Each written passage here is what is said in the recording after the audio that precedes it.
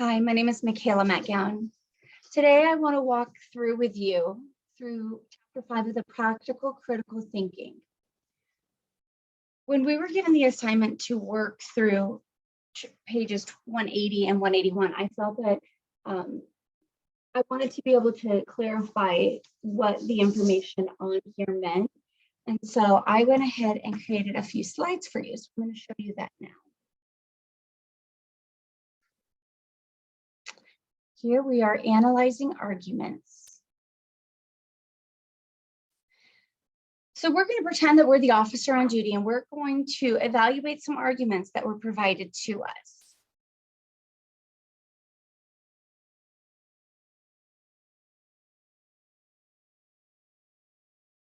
I want to explain to you what deductive and inductive arguments are. So when you think of a deductive argument, I want you to think of a guarantee of truth. And when you think of an inductive argument, I want you to consider the probability of truth, that the premises are true, that it is unlikely that the conclusion is false, would be an inductive argument. For a deductive argument, the premises are true and it is impossible for the conclusion to be false. I think it's very important to know the difference between those two. There are certain words that are indicator words that'll tell us. However, with the assignment that I received, I did not see any of these indicator words, which made it a little bit more challenging to determine whether they were deductive or inductive argument. But here for a deductive argument, you could say for sure, necessarily, certainly, absolutely, definitely. Those are absolutes. And for inductive arguments, you can tell that they are inductive because they use the words that are around probability. So here we have probably, improbable, likely, unlikely, reasonable to conclude, plausible, or implausible. When you're thinking about whether or not it's a deductive argument or an inductive argument, you want to think of the strength of the inferential relationship. So with a deductive argument, you're going to be looking at whether or not the conclusion follows with strict necessity or whether or not it follows with probability. The arguments that they gave us, I listed them out in order, and then I went through and I broke down whether or not they were inductive or deductive, as well as what type of argument they would fall under. This helped me kind of start to separate them in this process. So I'm just going to read through what they gave me, and then we will go through each one individually. So they said the weatherman said on the television that it's going to rain today, so it'll rain today. I said that that was an inductive argument, and it was an argument from authority. All Olympic gold medalists are amazing athletes. Missy Franklin and Allison Schmidt from the United States each won 5 gold medals in the 2012 Summer Olympics. It follows that Missy Franklin and Allison Schmidt are amazing athletes. Here I said that that was a deductive argument and it was a categorical syllogism. Mark is an introvert. Oops, I'm sorry, that one went through. All right, well, we'll go through each one here. I'll just go ahead and I'm trying to move myself out of the way. There we are. That's fine. We're going to go through, I'm going to read through them again later. I was just breaking it down. So here we've got Margaret Thatcher was a prime minister of Great Britain, so she must be a citizen of Ireland. I said that was an inductive argument, and it was a predictive argument. The next one, since Martha Gellhorn, Marie Colvin, Christiane Amanpour, Janine Giovanni, Kate Addy, Maggie O'Kane, Nima El-Bagger, Carlisle Murphy, and Charlotte Eager are all famous and accomplished war correspondents. And since they're all women, it follows that women can make excellent war correspondents. I said that was a deductive argument, and it was a categorical argument. And I want you to notice that some of these, I highlighted the words. Here we have all. In another one, we have the word probably. That one was wasn't one of the indicator words that they gave us, but it did give me some clues about whether or not it was deductive or inductive. So when we're assessing deductive arguments, there's different stages. The first stage is to test for a valid argument. And a valid argument is a deductive argument where the premise and conclusion are both true. And an invalid argument is a deductive argument where the premise may be true and the conclusion is false. So here we have separated out the deductive arguments from the inductive arguments, and we're only going to focus on those sentences or statements that were deductive.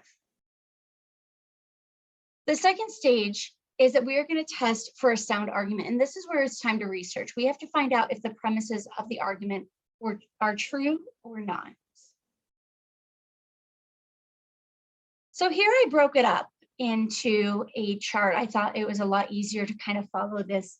I look at it as a family tree, but so here we have all Olympic gold medalists are amazing athletes. Missy Franklin and Allison Schmidt from the United States each won 5 gold medals in the 2012 Summer Olympics.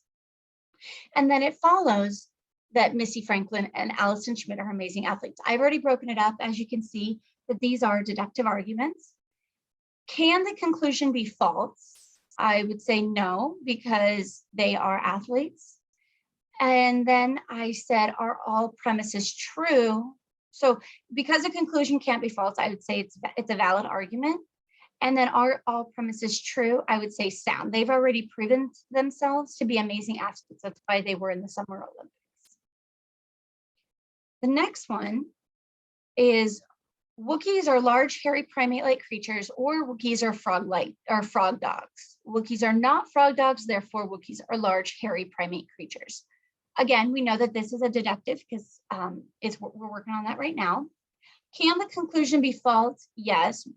I don't know Wookiee, and then we'd have to do some research on that to determine if that conclusion can be false. So I would say that that is an invalid, and because it's invalid, it automatically makes it an unsound argument.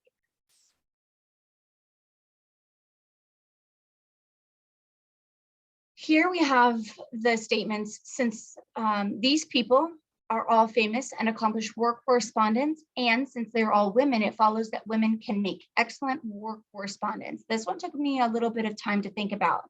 It was deductive, but can the conclusion be false? And I said, as much as I want to say it was valid and they cannot be false, I would say that these women may be war correspondents, but that's not to say that all women can be excellent war correspondents.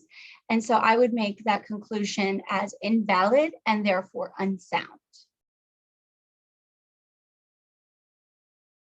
Now that we've gone through the deductive arguments, we're now going to go through the inductive arguments. So here, the first thing we're going to do is we're going to test for a strong argument, similar to how we did it before with the deductive and inductive.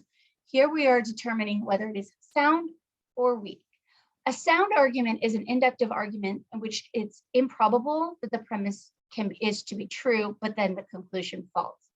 Then there was a word that I was unfamiliar with. It was cogent. I've never heard that word, but when it's in relation to an argument or a case, it means it's clear, logical, or convincing. So in my mind, I said cogent. I replace in my mind with compelling. Is it a compelling argument?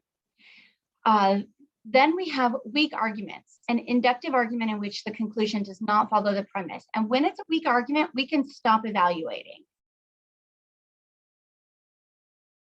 So here we have the weatherman said on the television that it is going to rain today, so it will rain today. That is an inductive argument. And then is the conclusion probably true? The weatherman is, he's a professional, that's his job. So I'd say that it is probably true, it's strong. But then are all the premises true? No, I've had the weathermen say it's gonna rain and it not rain, or determines how much rain. So I would say it is not cogent. Are the premises all true? No, maybe it won't rain today. So I would say it is not cogent. And then there you can just see we are done. Mark is an introvert. Mark is a person who likes to be the life of the party. I actually wanted to change this to say Mark is an extrovert, and then it would have been a deductive reasoning. But I went through and they had said that Use the information below to evaluate. No key information has been ignored that would require a different conclusion. So therefore, they intentionally said that Mark was an introvert and then put him with him being the life of the party. So I said that was an inductive argument. And then, is the conclusion probably true? I said, no, that is probably weak because Mark is an introvert. So therefore, I can't imagine him being the life of every party. And then we're done. Like, we don't even have to go any farther. Once we get to it's weak, we know it's weak, it's not cogent. Margaret Thatcher was the Prime Minister of Great Britain, so she must be a citizen of Ireland. I don't know a lot about the geography of Great Britain, so I did do a little bit of research into this to determine whether or not this was factual. So I did say that this was an inductive argument. Is the conclusion probably true? I would say it was probably true, but then once we did some research into it, I learned that it is not true. And so therefore it is not cogent. It's not a compelling argument.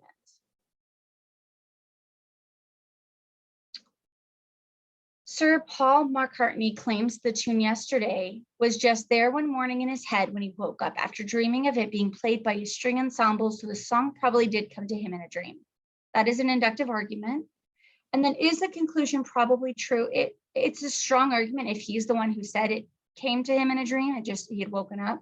But are all premises true? I said yes, if Paul McCartney said that that's what happened. And then, was any key evidence ignored? I said yes, because we don't know for sure whether or not it came to him in a dream. So I would say that it's a strong argument, but it's not a cogent argument.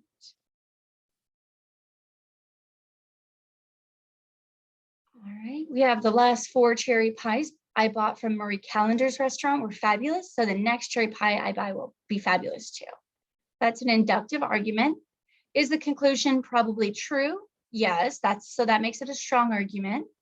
Are all premises true? I would say yes, that would be cogent. And then, are any key evidence ignored? I said yes, because maybe you would buy it from a different Marie Callender's. Maybe you would have a different chef that day. So yes, that would be not cogent. There is a chance that that conclusion of it being fabulous is not going to be correct. So that was it. Thank you so much for listening to me. I thought that it'd be a lot better for you to have that visual than to see the multitude of information and check marks and stuff. I hopefully that made it a little bit more interesting. If you have any questions or comments, I would look forward to hearing from you. Thank you so much.